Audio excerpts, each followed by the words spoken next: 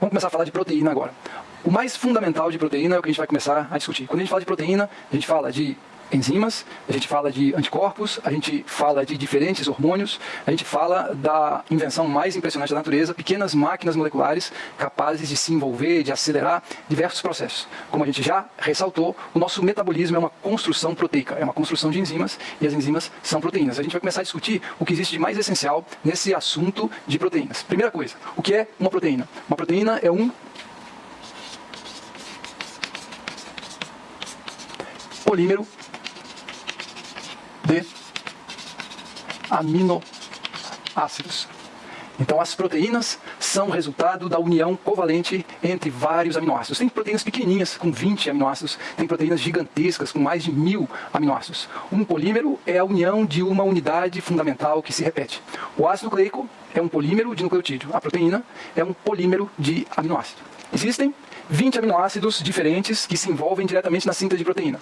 20 aminoácidos diferentes que se envolvem na síntese ribossomal, na produção ribossomal de proteínas. Lembre-se que na nossa célula existe um conjunto de enzimas que formam uma pequena organela chamada de ribossomo, que é onde ocorre a síntese proteica. Lembre-se também que a síntese proteica, a sequência de aminoácidos de uma proteína é definida pela sequência de nucleotídeos do RNA mensageiro, que por sua vez é definida pela sequência de nucleotídeos do DNA. Essa é a direção, o sentido do fluxo da informação genética. DNA, RNA, RNA, proteína.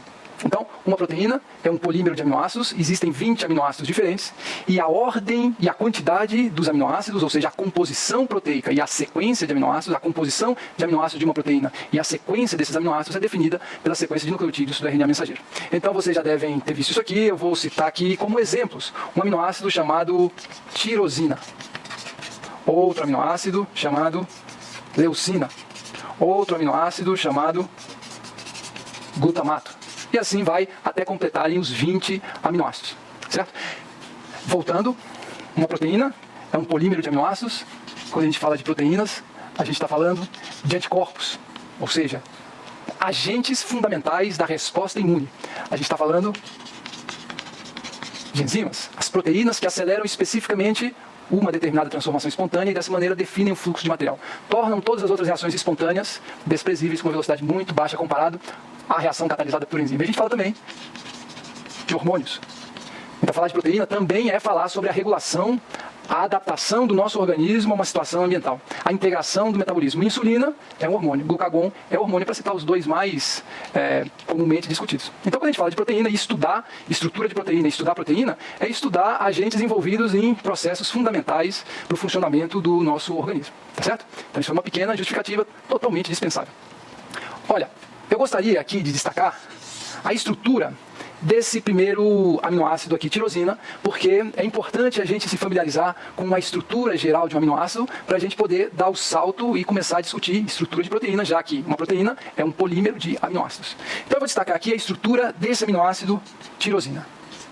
Carbono, que a gente chama de carbono alfa, um hidrogênio, um grupamento carboxílico já ionizado, um grupamento amino, protonado, aminoácido no mesmo carbono. Isso aqui é típico de um aminoácido, a gente chama isso aqui de alfa-aminoácido.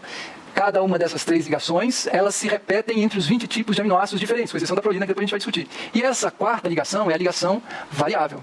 Eu vou escrever aqui a estrutura da tirosina, certo? A tirosina é um benzeno com uma hidroxila. Então isso aqui é um aminoácido chamado tirosina, que muitas vezes a gente abrevia simplesmente como TYR ou então Y. São as maneiras que a gente tem de abreviar o aminoácido tirosina. Já que às vezes a gente tem que escrever muitas vezes o nome do aminoácido, a gente adota um código mais resumido. É uma abreviação. Tirosina, TYR ou simplesmente Y. E essa aqui é a estrutura da tirosina. Eu vou desenhar aqui a estrutura do glutamato, tá certo? Para vocês poderem comparar. Vou desenhar aqui nesse cantinho. Atenção, glutamato.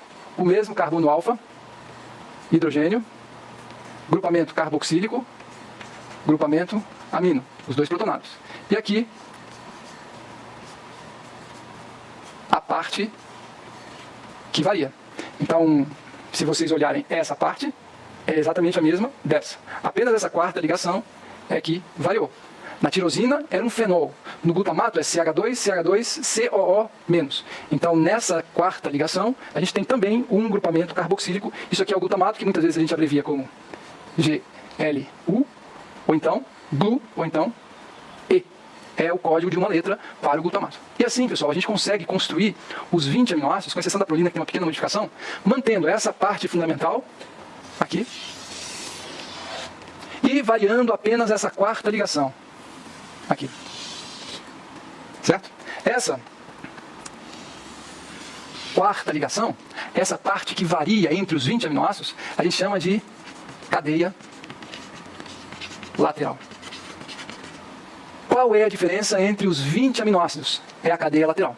Na cadeia lateral existem grupos de átomos que são diferentes entre os 20 aminoácidos. No caso da tirosina, a cadeia lateral é um benzeno com OH, ou seja, um fenol.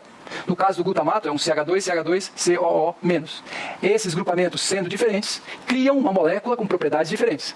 Tirosina e glutamato. Então, mudando essa quarta ligação, a gente cria os 20 tipos diferentes de aminoácidos. Mas todos os aminoácidos têm NH3, um carbono central assimétrico, que a gente chama carbono alfa, ligação a um hidrogênio, ligação a um grupamento carboxílico. Isso aqui é comum aos 20 aminoácidos, com uma pequena exceção da prolina. E essa cadeia lateral, a quarta ligação, é que faz um aminoácido ser diferente do outro. Certo? Então eu estou relembrando para vocês como é que é a estrutura geral de um aminoácido. Por que é importante a gente relembrar a estrutura do aminoácido? Porque o aminoácido é o bloco construtor da proteína. Vamos agora representar um aminoácido de uma maneira genérica. Se eu quiser me referir aos 20 tipos diferentes de aminoácidos, como é que eu posso fazer?